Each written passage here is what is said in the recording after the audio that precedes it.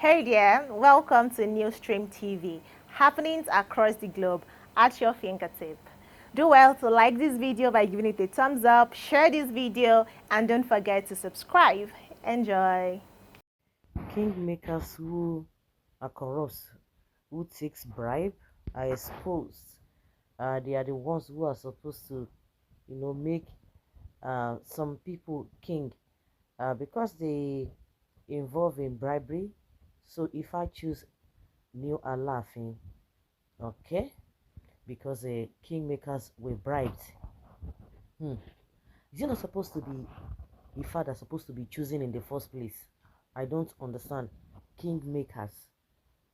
So of course, we've been hearing a lot of things as regards to how these kings really emerge, and it's really gone political again.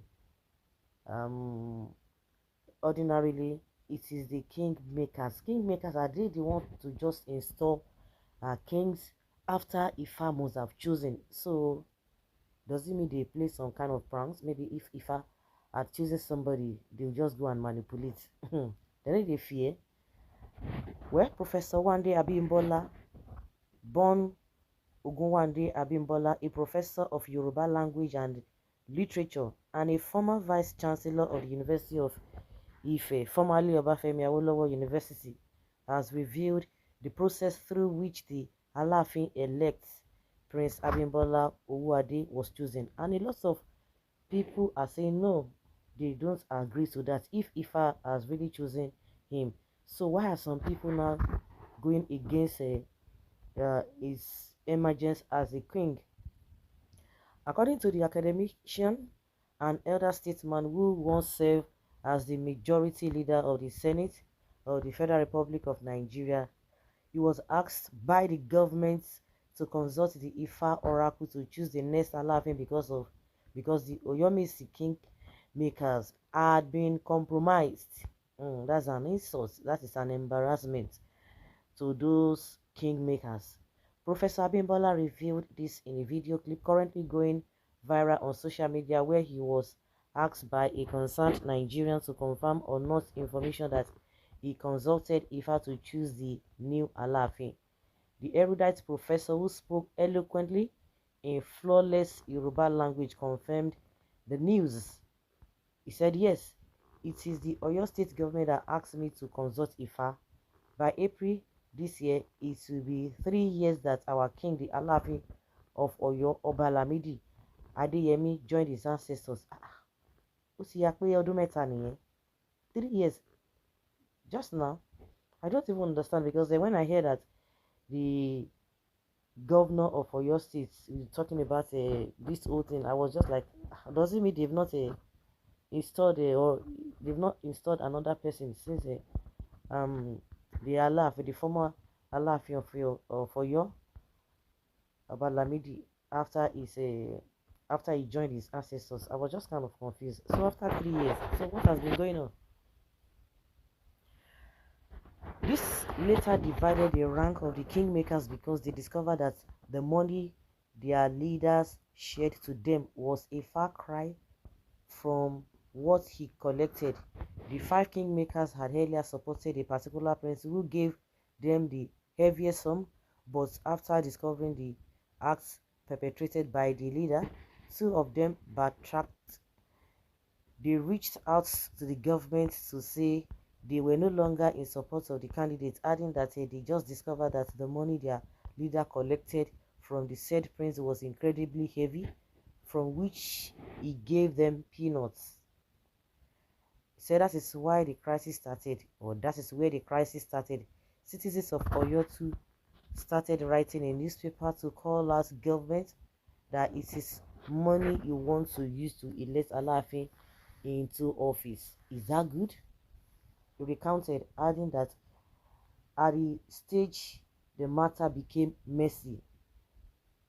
The renowned traditionalist, who described the Oyo State Governor Seyi Makinde as a good man, Akika, said Makinde felt concerned and asked, was it not through Ifa divination that the king was chosen in the past? Adding that if the same process was not explored, these two would remain monetized. and the institution bastardized. The Awishe Awo Agbaye lamented the erosion of the integrity of the traditional institution in Yoruba land through monetary inducement, saying, "We don't even know of Hausa land or any other land elsewhere, but in Yoruba land today, the system has been corrupted with money. They would buy generators, cars, and what's have you for the kingmakers to influence the process. The kingmakers may collect money from 100 candidates. It is the highest bidder that we give the stew to. They will give the stew to. That is how they are doing it now. The governor now said he would now accept such saying that should stop. Professor Abimbola recollected that Governor Makinde pointed to him and said, "Is this not our father sitting down here, who we know does not lie or deceive in all the places he was worked, both in government and in the academic community? He never took what does not rightly belong to him, and he is an Ifa priest who holds the title of Awishe Awo Agbaye. Why not let him go and consult Ifa? If we do it according to the tradition, it will bring appropriate results." The 92-year-old professor currently lives in the United States. Wahoo! Wahoo, wahoo, wahoo. I think I have trust in Professor Wande Abimbola. Well done. Well done job, Professor, and may you live long. That is to say that the most cultural INEC in the land has eaten the forbidden fruits also. Only Jesus can save. Ifa can guide but cannot enthrone.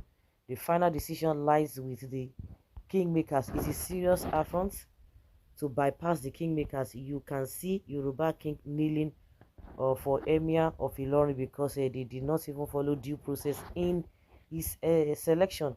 Politicians are bastardizing the traditional institution from the south. Ifa can also be bribed. We are in a very corrupt generation where no more regards for deity. Anyone that took money to install a king is doomed, and that particular king will fall short of the glory of God Almighty. Kings are ordained by God Almighty through his wisdom guidance of the kingmakers, e.g. King Solomon in the Holy Bible. So guys, let's say your opinion and have your take on this. Thank you.